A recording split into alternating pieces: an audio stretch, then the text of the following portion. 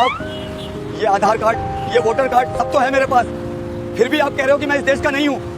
पूरी जवानी इसी मिट्टी में खपा दी बेटा। अब क्या बुढ़ापे में सबूत देना पड़ेगा कि मैं हिंदुस्तानी हूँ? मेरा जन्म तो यहाँ हुआ, पर अब वो कह रहे हैं पिताजी का सबूत लाओ।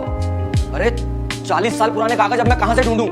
आगे बढ़ने से पहले डिस्क्लेमर को ध्यान से पढ़ें। कल्पना कीजिए, कल सुबह आपके दरवाजे पे खटखट उठी है। आप दरवाजा खोलते हैं और सामने एक सरकारी अधिकारी खड़ा है। वो आपसे पानी नहीं मांगता, वो आपसे आपका नाम नहीं पूछता, वो आपसे सिर्फ एक सवाल करता है, साबित करो कि तुम भारत के नागरिक हो। आप दौड़कर अंदर जाएंगे, अपनी अलमारी से अपना आधार कार्ड निकाल कर लाएंगे? माफ कीजिए, ये नागरिकता का सबूत नहीं है, ये सिर्फ पहचान है। आप घबरा कर अपना वोटर ID कार्ड दिखाएंगे? जवाब मिलेगा नहीं, इससे सिर्फ वोट डलता है, नागरिकता साबित नहीं होती। आप पैन कार्ड, ड्राइविंग लाइसेंस, यहाँ तक कि अपना राशन कार्ड भी ले आएंगे, लेकिन कानूनी तौर पर इनमें से कई कागज ये साबित नहीं करते कि आप भारतीय नागरिक हैं। ये कोई डरावनी कहानी नहीं है। आज के भारत में नागरिकता के नियमों को लेकर बहुत कंफ्यूजन है और सुप्रीम कोर्ट के हालिया फैसलों ने ये साफ कर दिया है कि सही दस्तावेज होना कितना जरूरी है। आज भारत में करोड़ों लोग ऐसे हैं जो यहीं पैदा हुए, यहीं बड़े हुए, लेकिन उनके पास वो मजबूत कागज नहीं है जिसे कानून सबसे विश्वसनीय मानता है। अगले कुछ मिनट में मैं आपको वो सब कुछ बताने वाला हूँ जो आपको YouTube पर कोई नहीं बताएगा। 1950 से लेकर आज तक के सारे नियम, आपके पास मौजूद कौन सा कागज कमजोर है और कौन सा मजबूत, और सबसे महत्वपूर्ण डिजिटल बर्थ सर्टिफिकेट के नए नियमों के हिसाब से आपको क्या करना चाहिए। अगर आप खुद को भारतीय मानते हैं तो ये जानकारी आपके और आपके बच्चों के भविष्य के लिए उपयोगी हो सकती है। लेकिन रुकिए, इससे पहले कि हम उन दस्तावेजों की लिस्ट खोलें जो आपकी नागरिकता के लिए मजबूत सबूत बन सकते हैं, नीचे वो जो लाल रंग का सब्सक्राइब बटन है उसे अभी दबा दीजिए, क्योंकि नागरिकता और सरकारी नियमों पर ऐसी बारीक जानकारी जो एक वकील के केबिन में आपको हजारों रुपए देकर मिलती है, वो मैं यहाँ आपके लिए फ्री में और सबसे सरल हिंदी में लाता हूँ। और एक छोटा सा काम, कमेंट सेक्शन में अभी लिख के बताइए आपके पास सबसे पुराना दस्तावेज किस साल का है। क्या वो 1950 का है, 1951 का है या 2000 के बाद का? कमेंट में साल जरूर लिखें, इससे हमें चर्चा में आसानी होगी। अब खोलते हैं कानून की किताब। सबसे पहले हमें उस भ्रम को तोड़ना होगा जिसे लेकर 99% भारतीय जी रहे हैं। हमें लगता है कि अगर हमारे पास आधार कार्ड है तो हम भारतीय हैं। भाइयों और बहनों, ये गलत फहमी है। सुप्रीम कोर्ट ने कई बार साफ कहा है कि Aadhaar is proof of identity, not citizenship. इसको ऐसे समझिए, मान लीजिए नेपाल का कोई नागरिक भारत में रह रहा है तो उसका भी आधार बन सकता है। आधार सिर्फ ये बताता है कि आप कौन हैं, ये नहीं बताता कि आप कहाँ के हैं। यही हाल पासपोर्ट का है।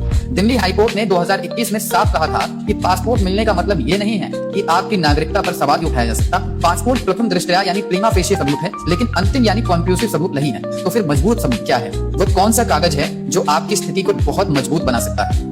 दोस्तों, एक जरूरी बात, मैं कोई वकील या लीगल एक्सपर्ट नहीं हूँ। ये जानकारी सिटीजनशिप एक्ट 1955 और पब्लिकली उपलब्ध ऑफिशियल सोर्सेज के आधार पर सिर्फ जनरल अवेयरनेस और डिस्कशन के लिए है। अपनी पर्सनल सिचुएशन के लिए हमेशा ऑफिशियल अथॉरिटी या क्वालिफाइड वकील से सलाह लें। भारतीय नागरिकता कानून 1955 के अनुसार आपकी नागरिकता कागज से ज्यादा तारीखों का खेल है। हमने इसे 3 हिस्सों में बांटा है। आप अपनी जन्म तिथि के हिसाब से चेक करें कि आप किस कैटेगरी में आते हैं। पहली कैटेगरी, जिसे मैं कहता हूँ गोल्डन ईरा। अगर आपका जन्म 26 जनवरी 1950 से लेकर 1 जुलाई 1987 के बीच हुआ है तो बधाई हो, आप बिना किसी शर्त के भारत के नागरिक हैं। यहाँ कानून क्या कहता है? सेक्शन 3 ऑफ सिटीजनशिप एक्ट के मुताबिक इस समय के बीच भारत की जमीन पर पैदा हुआ कोई भी बच्चा, चाहे उसके माता पिता भारतीय हों या विदेशी, अगर बच्चा भारत में पैदा हुआ है तो वो जन्म से भारतीय है। तो अगर आप इस दौर यानी 1987 से पहले की पैदाइश हैं तो आपको अपने माता पिता के दस्तावेज दिखाने की जरूरत नहीं। आपको सिर्फ एक चीज साबित करनी है कि आपका जन्म भारत में हुआ था। इसके लिए आपका खुद का बर्थ सर्टिफिकेट या स्कूल लिविंग सर्टिफिकेट जिस पर जन्म स्थान भारत लिखा हो, वो काफी मजबूत सबूत है। लेकिन कहानी में ट्विस्ट कब आता है? जब हम 1987 के आगे बढ़ते हैं, सरकार को लगा कि नियम बहुत ढीले हैं तो कानून सख्त किया गया। अब आती है दूसरी कैटेगरी, 1 जुलाई 1987 से 3 दिसंबर 2004। अगर आपका जन्म इस बीच हुआ है तो सिर्फ भारत में पैदा होना काफी नहीं है। शर्त यह है आपका जन्म भारत में हुआ हो, प्लस आपके जन्म के समय आपके माता या पिता दोनों में से कोई एक भारत का नागरिक होना चाहिए। सोचिए, आपका जन्म 1995 में हुआ। अब आपको 2 चीजें साबित करनी होंगी। पहला, अपना जन्म प्रमाण पत्र। दूसरा, अपने पिता या माता का कोई ऐसा सबूत जो ये दिखाए कि 1995 में वो भारतीय थे। यही पर लोग फंसते हैं। अगर आपके पास अपना बर्थ सर्टिफिकेट है लेकिन माता पिता का कोई सबूत नहीं है तो तकनीकी रूप से आपकी नागरिकता साबित करना मुश्किल हो सकता है। यहाँ माता पिता के स्कूल के डॉक्यूमेंट्स, जमीन के पुराने कागज जो 1971 से पहले के हो या उनके पुराने वोटर लिस्ट में नाम काम आते हैं। अब आते हैं सबसे मुश्किल दौर में, जिसमें आज की युवा पीढ़ी आती है। 3 दिसंबर 2004 के बाद पैदा हुए लोग। यहाँ नियम सबसे ज्यादा सख्त है। अगर आपका जन्म 2004 के बाद हुआ है तो आप भारतीय तभी माने जाएंगे जब माता पिता में से दोनों भारतीय हो, या फिर एक भारतीय हो और दूसरा अवैध प्रवासी यानी इलीगल माइग्रेंट ना हो। ये अवैध प्रवासी शब्द बहुत भारी है। इसका मतलब है कि अगर आपके पिता भारतीय हैं लेकिन माता किसी दूसरे देश से आई हैं और उनके पास वैलिड वीजा या पासपोर्ट नहीं था तो बच्चे को नागरिकता नहीं मिलेगी, चाहे वो भारत में ही क्यों ना पैदा हुआ हो। तो 2004 के बाद वालों के लिए बर्थ सर्टिफिकेट अकेला कागज नहीं है, मुझे अपने माता पिता दोनों की लीगल हिस्ट्री भी साथ रखनी पड़ती है। अब आप सोच रहे होंगे ये सब तो ठीक है, लेकिन मुझसे ये सबूत मांगेगा कौन? आपको याद होगा असम में एनआरसी हुआ था, वहां लाखों लोग इसलिए लिस्ट से बाहर हो गए क्योंकि वो अपने दादा परदादा का लिंक यानी लिंकेज साबित नहीं कर पाए। और अब सरकार दस्तावेजों को डिजिटाइज कर रही है। अगर आपके डॉक्यूमेंट्स में नाम की स्पेलिंग मिस्टेक है, अगर आपके बर्थ सर्टिफिकेट में पिता का नाम रमेश है और उनके आधार में रमेश कुमार, तो ये छोटी सी गलती आपको संदेहास्पद कैटेगरी में डाल सकती है। सुप्रीम कोर्ट ने साफ कर दिया है, नागरिकता भावनाओं से नहीं, दस्तावेजों से चलती है। तो अब सवाल है, वो कौन से सुपर डॉक्यूमेंट्स हैं जो सबसे मजबूत माने जाते हैं? पेन और पेपर निकाल लीजिए।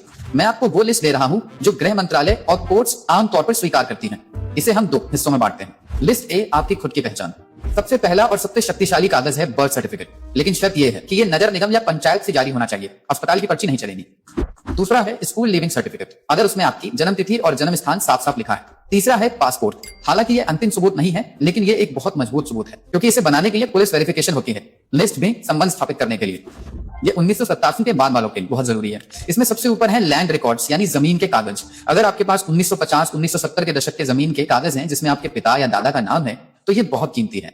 इसके अलावा पुरानी LIC पॉलिसी जो दशकों पुरानी हो, अगर आपके घर में कोई सरकारी नौकरी में था तो उनका गवर्नमेंट सर्विस रिकॉर्ड नागरिकता का मजबूत सबूत है। और 1971 या उससे पहले की वोटर लिस्ट, अगर आप अपने पूर्वजों का नाम पुरानी वोटर लिस्ट में दिखा सकते हैं तो ये बहुत विश्वसनीय माना जाता है। यहाँ एक प्रो टिप, आधार कार्ड इस लिस्ट में कहीं नहीं है, PAN कार्ड भी नहीं है। इन्हें इकट्ठा करना बंद करें और लिंकेज डॉक्यूमेंट्स ढूंढना शुरू करें। अब आते हैं आज की सबसे बड़ी खबर पर।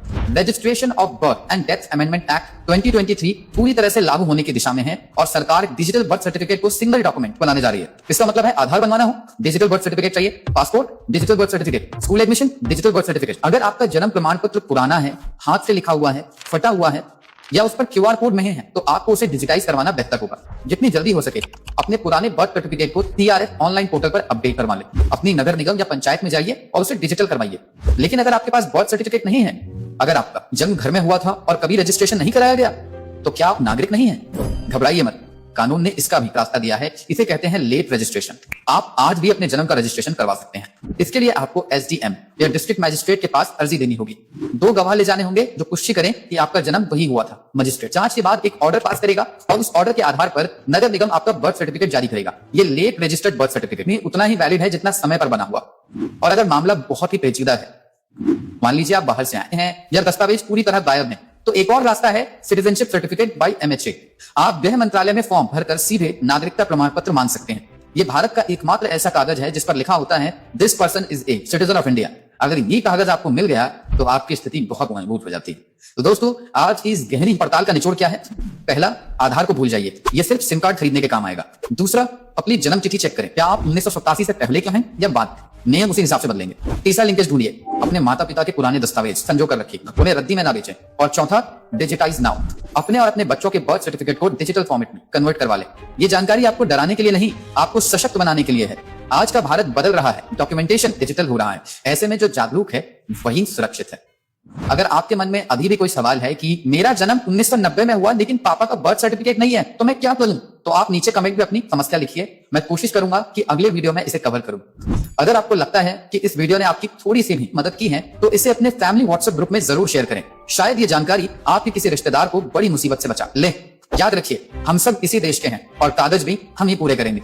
मिलते हैं अगले वीडियो में एक और सच के साथ। जय हिंद।